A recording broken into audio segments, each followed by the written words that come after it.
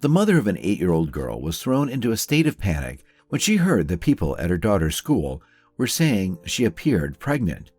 Despite seeing no cause for concern herself, the mother's fears were confirmed by an ultrasound that uncovered something that shocked her.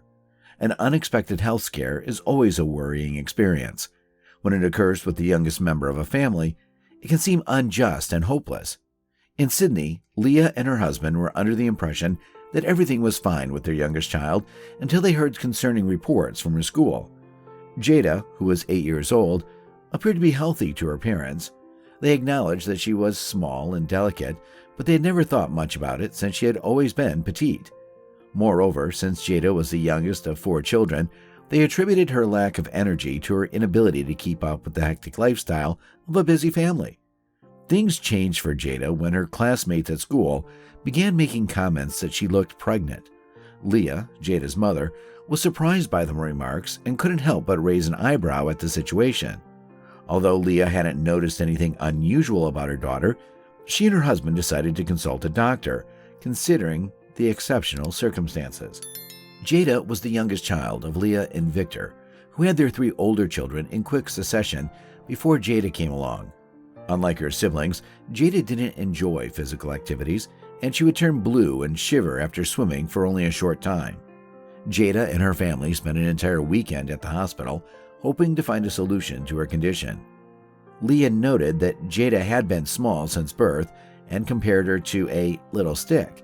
However, her stomach started to swell gradually, leading to the comments from her peers. Leah explained, "We didn't notice it at first because we saw her every day." Ironically, what would have been considered a playground teasing in any other situation played a crucial role in saving Jada's life. The children's comments caught Leah's attention, prompting her to investigate the matter further. Consequently, Leah and her husband took their 8-year-old daughter for an ultrasound. The appointment triggered a sequence of events that Leah and Victor never imagined they would have to confront. Leah recounted how the technician performing the ultrasound reacted after completing the procedure and seeing Jada's stomach. Leah was stunned as she recollected. They took her for an ultrasound, and the man, his face went white. Leah remembered the sonographer referring them back to their doctor, who informed the family that Jada's swollen tummy was due to the enlargement of all her organs. Upon receiving the doctor's grim diagnosis, the family rushed to the hospital for urgent medical attention. Over the course of an entire weekend, Jada and her family anxiously awaited in the hospital, hoping that a solution could be found for her troubling condition. The hospital staff prescribed diuretics to help alleviate the swelling of Jada's organs. However, because of the significant amount of water that had accumulated in her organs, Jada experienced a tremendous loss of water, causing the need for a nurse to stay by her side to monitor her closely and prevent the risk of cardiac arrest. It wasn't until the following Monday that the hospital was able to bring in a specialist to examine Jada's case. Claire, a transplant specialist, approached the family to provide further clarification, delivering the news that Jada was suffering from restrictive cardiomyopathy. The diagnosis hit Leah especially hard, describing the experience as feeling like a slap in the face. The diagnosis meant that Jada would require a heart transplant, which would surprise even the most resilient adults. The medical staff responsible for Jada conducted a series of intricate tests, including echocardiograms, to prepare for the necessary procedure. Leah and Victor traveled to Melbourne to meet the team who would be performing the operation on their daughter.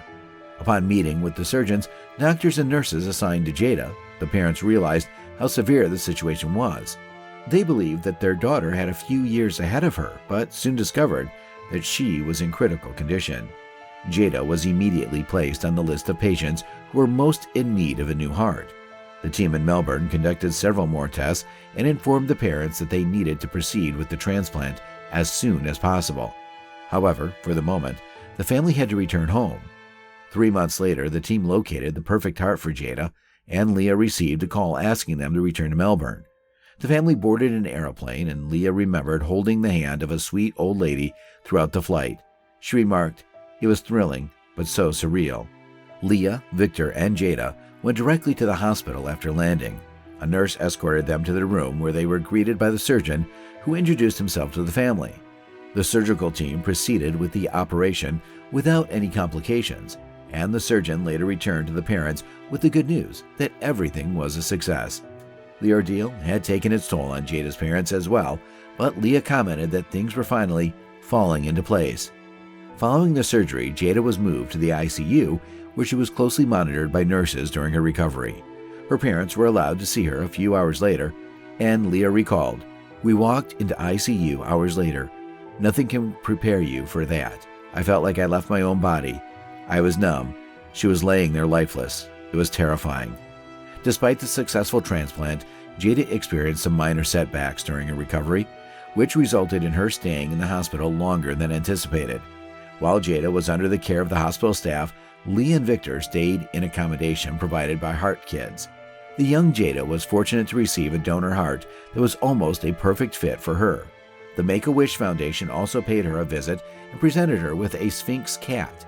Jada had selected the hairless breed of cat because her mother was allergic to cat hair and because she had read that the breed was prone to heart conditions, something Jada could identify with.